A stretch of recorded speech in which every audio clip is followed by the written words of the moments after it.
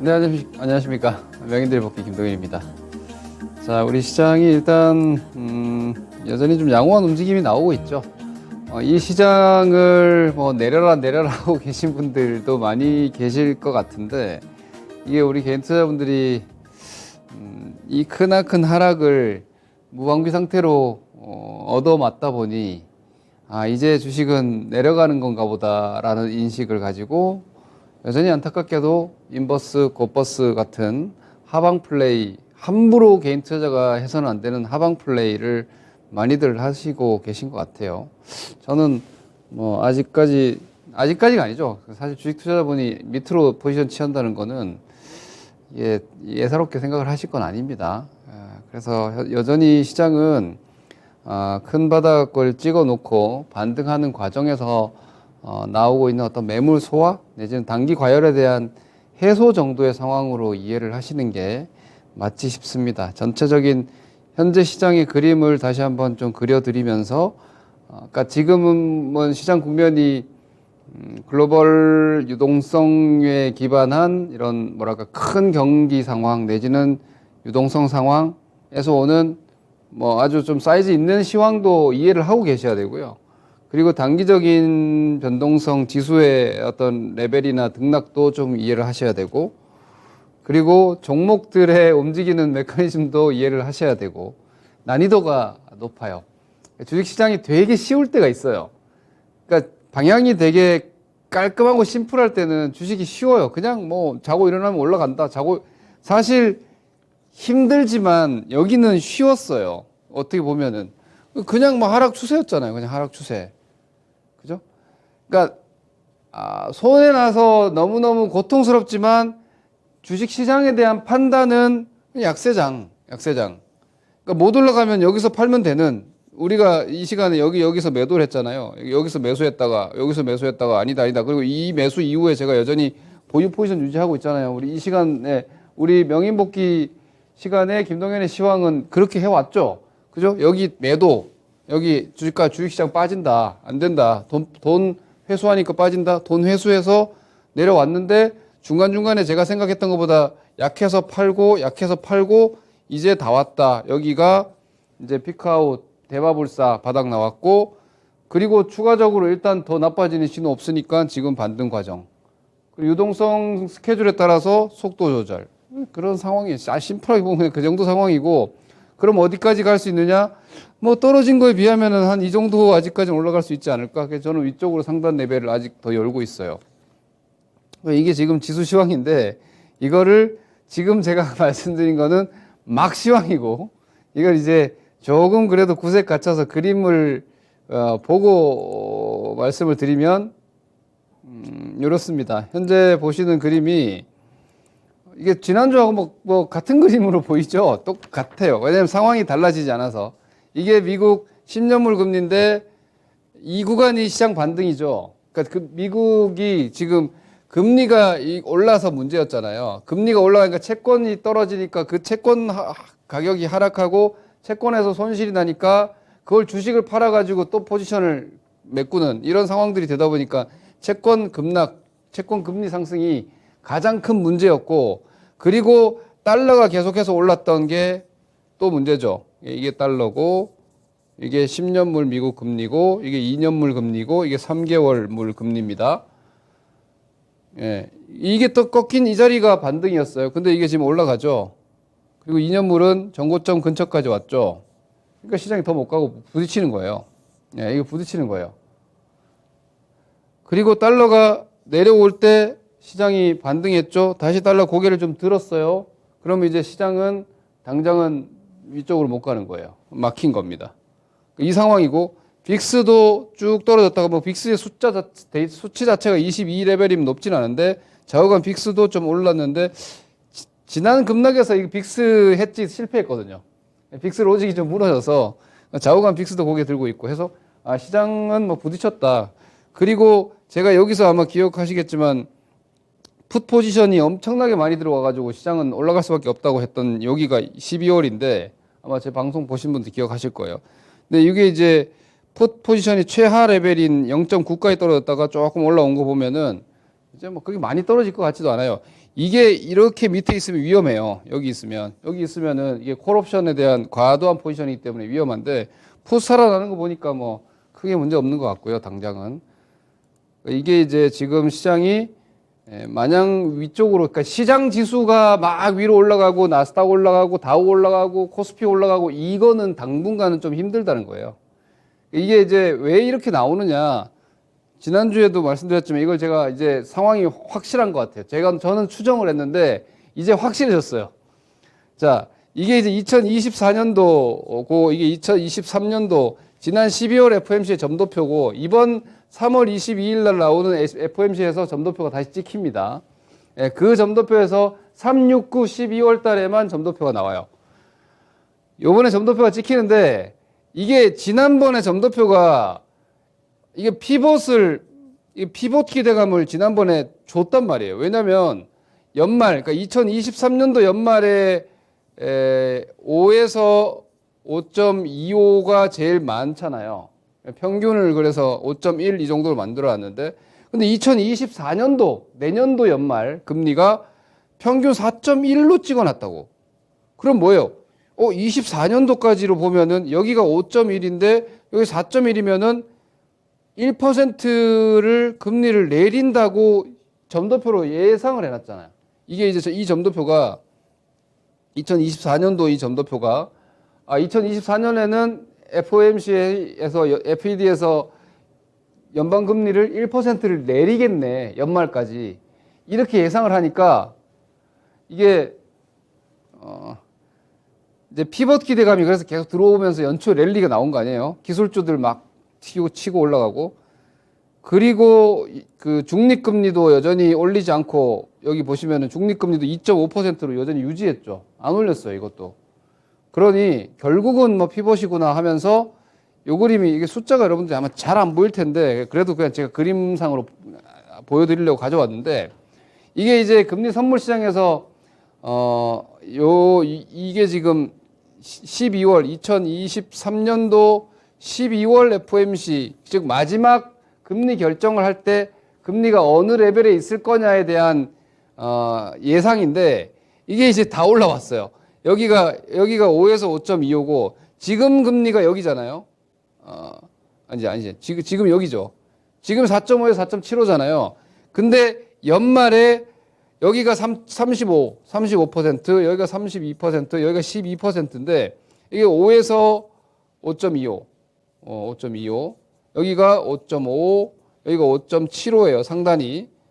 이게 지금 퍼센테이지 다 합하면은 여기가 70, 80%가 한 80% 가까이가 5% 이상을 연말에 보고 있어요. 근데 아까 점도표는 어떻게 찍혀 있었어요?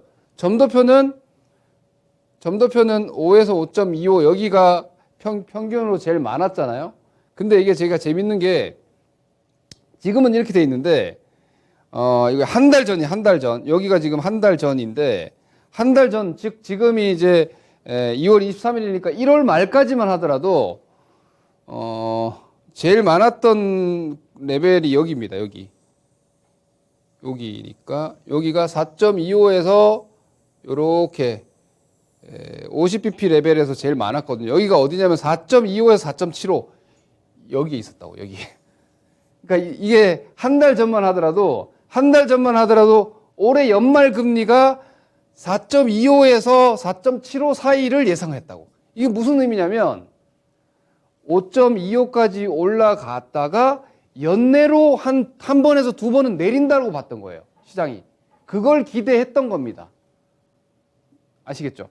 그게 미국 금리 선물 시장에서 고스란히 그렇게 반영하고 있었거든요. 이게 한 달 전에는 이 막대 그래프가 여기 있었다고. 여기 이렇게. 근데 이게 지금 이만큼 한 0.5% 이상 뒤로 이렇게 밀려갔죠. 더 금리가 올라갔죠. 예상 금리가. 그러니까 이게 시장에서 예상하는 연준의 정책 스탠스 자체가 그동안 사실 연준은 같은 이야기를 했어요. 근데 사실 지난번 점도표에서 너무 어떻게 보면 완화적으로 찍어준 영향이 좀 있다고 저는 보는데 근데 막 지금 50만 명 이상의 신규 고용 나오고 이제 뭐 세부 항목 조절됐다 하더라도 헤드라인 CPI가 하락폭이 좀 둔화되고 이러다 보니까 급격하게 이번 3월 FOMC에서는 이 점도표가 올라갈 거예요. 특히 2024년도 점도표가 올라갈 거예요. 아마 제가 볼 때는 한 이 정도까지 올라올 것 같은데 이게 분명히 올라올 거예요. 그걸 시장이 지금 반영을 하고 있고 아 저거 아니다. 더 올라간다. 이렇게 스탠스가 바뀌면서 나오는 조정이 지금의 현재 조정이에요. 현재 미국 시장이 나오고 있는 조정이에요. 마지막까지 보면 제가 이거는 이제 자주 계속 보여드리는 게 항상 이제 위험 상황에 대한 점검. 지금 저는 위험 상황을 두 가지 정도로 일단은 크게 보고 있어요. 항상 매일매일 제가 점검하는 게 엔화. 왜냐면 지금 일본이 YCC를 하고 있는 상태에서 YCC 출구를 찾고 있단 말이에요. 실제로. 이게 YCC를, 이제 출구를 찾는 과정에서 엔화가 분명히 변동성이 커질 수 있기 때문에 이게 만약 엔화 변동성이 확대가 되면 이건 리스크가 될 수 있어요. 매크로 리스크가 될 수 있거든요.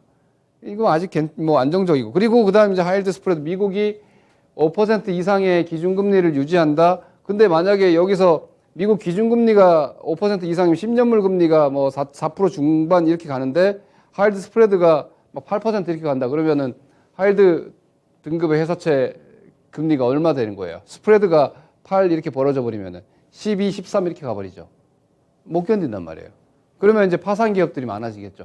그게 이제 나오는 게 이 미국 하이드 스프레드, 위험 스프레드인데 아주 안정적이 평화로워요. 아주 평화롭습니다. 이게 4%대 수준이면은 뭐 전혀 문제 없는 상황입니다. 그래서 지금은 그래서 뭐 좀 떨어진 좀 조정 좀 나오니까 또 뭐 급락을 하네 어쩌네 막 아니 무슨 주식이 조금만 올라가면 급등한다 그러고 조금만 내리면 폭락한다 그러는데 그렇지 않다니까요, 여러분. 제가 누차 강조드리지만 특히 우리 동학개미 분들께서는 동학 초보 투자자분들은 주식 시작하자마자 너무나 뭐 다이나믹한 이 고무줄 등락을 보셨기 때문에 주식 항상 이렇게 움직인다고 생각을 하시지만 절대 그렇지 않아요. 이거는 이례적인 상승과 하락 패턴이에요. 이렇게 극단적으로 내려가고 극단적으로 올라가고 극단적으로 하락하지 않아요. 주식은 주로 올라가더라도 조금 올라가서 한참 쉬고 또 조금 올라가서 한참 쉬고 좀 올라왔으면 좀 내려갔다가 이게 주식의 기본적인 등락 구조고 패턴이자 각도거든요. 지금은 어때요? 제가 바닥 찍자마자 박스권 간다. 박스권 간다. 이렇게 계속 강조드리고 있고 지금도 저는 박스권 간다입니다. 여기 월봉 보시면은 일단 2200에서 2500 레벨이 1차 박스. 그리고 저는 아마 여기까지도 한번 가지 않을까. 여기가 이제 한 레벨 올라가는 업그레이드 되는 상단인데 여기까지 가는 게 제가 볼 때는 이제 본격적인 이제 피봇 기대일 거예요. 이거 피봇 기대 혹은 피봇 띠가 피봇 기대 이전에 이제 긴축 중단이 사실은 당장에 금리를 빠르게 인하해야 되는 건 위험한 거예요. 이 긴축 중단을 하면은 기본적으로 반도체도 올라가거든요. 이거 긴축 중단은 반도체도 올라가거든요. 반도체가 유동성이 엄청나게 민감하기 때문에 IT 수요 증가율이 살아나요. 미국이 긴축만 풀어도 중국이 완화를 하고 있기 때문에 그게 되면 글로벌 총 유동성이 이제 살아나겠죠. IT 수요 증가가 되면서 다시 재고 확보하는 상황이 되고 그렇게 되면 IT 생산량 늘어나면서 반도체 가격 올라가고 반도체 올라가면 지수 올라가겠죠. 이렇게 될 수 있거든요. 그거 아마 뭐 올해 연중에 일단 금리 인상은 중단을 할 테니까 그때쯤 되면은 요 상단 레벨까지 가지 않을까. 그러니까 여러분들 인버스, 꽃버스 이런 거 지금 함부로 하시면 안 된다는 거예요. 아직도 위쪽으로 많이 가면 지수가 10%대 이상 2400대니까 2700, 650 가면 10% 올라가는 거잖아요. 업사이드가 여전히 있어요. 시장 지수도 업사이드가 있고 다만 이제 뭐 이렇게 쉬고 있는 거예요. 여기 찍고 여기서 이렇게 쉬고 있는 거잖아요. 좀 내려와도 돼. 좀 내려와도 되고 뭐 한 이 정도 좀 올라간다 그러면 아직까지는. 그리고 3월 FOMC가 한 달 남았잖아요. 미국 그룹 잠깐 봅시다. 이게 지금 나스닥인데 금리에 민감한 게 나스닥이죠. 자, 나스닥 지수가 저는 한 13,000 정도까지 보고 있는데 여기 정도까지 중기 박스 상단이라고 저는 생각을 하거든요. 왜냐하면 유동성은 분명히 주로 들어있죠. 그러니까 유동성이 주로 들어있다는 것은 PER이 낮아진 건 맞아요. 그러니까 멀티플이 낮아진 건 맞아요.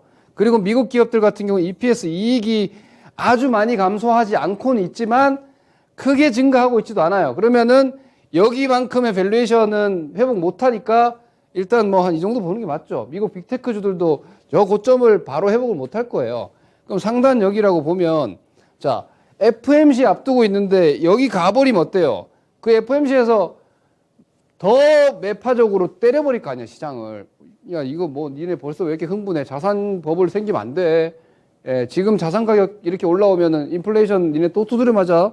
우리 금리 안 내려 하고 연준이 시장을 때려버릴 거라고. 그러니 여기서 먼저 조정을 지금 받기 시작했어요. 3월 22일에 FMC인데 지금 2월 23일인데 나스닥 지수가 단기적으로 상승폭의 3분의 1 조정이 나와요. 여기 단기 상승폭의 거의 절반 가까이 지금 조정이 나와 있어요. 문제 없어요. 이거는 뭐냐? 시장이 엎드린다는 거예요. 시장이 FMC를 앞두고 오버하지 않고 자세를 낮추고 있다는 거예요. 이 상황을 저는 FMC까지 가져갈 거라고 봐요. 그래서 왔다 갔다 할 거다. 한 달 동안 왔다 갔다 할 것 같다, 여기서. 그러면은 그냥 뭐 여전히 막 하이어 포 런거 하겠지. 뭐 오랫동안 길게 유지한다.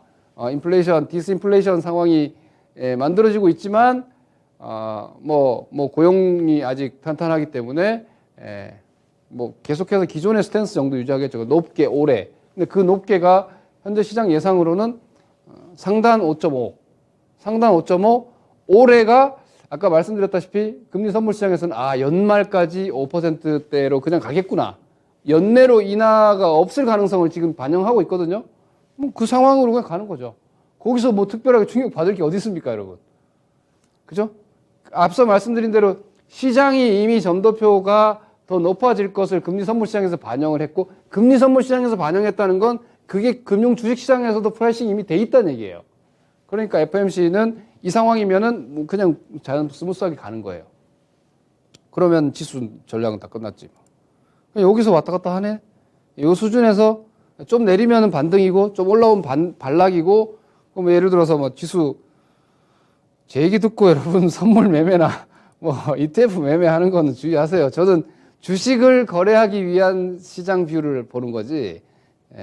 뭐 예를 들면 요 정도 2,400이 좀 깨져도 돼. 한 여기 정도, 여기가 한 2,300 한 70 되잖아요. 그러니까 여기가 120선이 있으니까 이 정도 내려온다고 뭐 이상할 거 없어요. 그리고 상단이 뭐 2,500 뚫린다고 급등하는 거 아니에요. FOMC 앞두고 이게 급등 못 해요. 올라와봤자 2,500이 넘어가봤자 2,530 걸리겠네. 그러면 위아래로 150포인트 정도에서 뭐 여기 왔다 갔다 하겠네, 그냥. 시장 지수 그냥 이렇다니까요. 그럼 삼성전자는 어떨까요? 삼성전자는. 자, 종목들을 제가 한번 보여드릴게요. 지금 지수 얘기 다 했죠? 자, 이런 상황이니까 제가 이제 과대납보험 끝났고, 이제 좋은 종목 해야 되고, 사실 시장이 이렇게 가는 것도 박스고, 뭐, 여기 좀 더 높아지는 것도 박스고, 그럼 실질적으로 11월 달부터니까 박스가 길어지는 거 아닙니까? 그러니까 제가 계속 강조드리는 시장이 옆으로 갈 때는 어떻게 해야 되느냐? 이렇게 가는 주식, 주도주. 이렇게 내려가는 주식, 소외주. 이거 팔아야 되고, 이거 사야 된다. 포트폴리오에 최대한 이런 주식들이 내 포트에 구성이 돼 있으면 시장이 옆으로 가도 수익이 나요. 근데 이런 종목들 자꾸 낙폭과대 주워가지고 주식 시장 옆으로 가는데, 그러니까 이런 인식들 초보자분들 특히 많이 하는 실수가 뭐냐면 역으로 제가 지금 이야기한 정반대로 하는 거예요. 야, 시장은 2,400이야.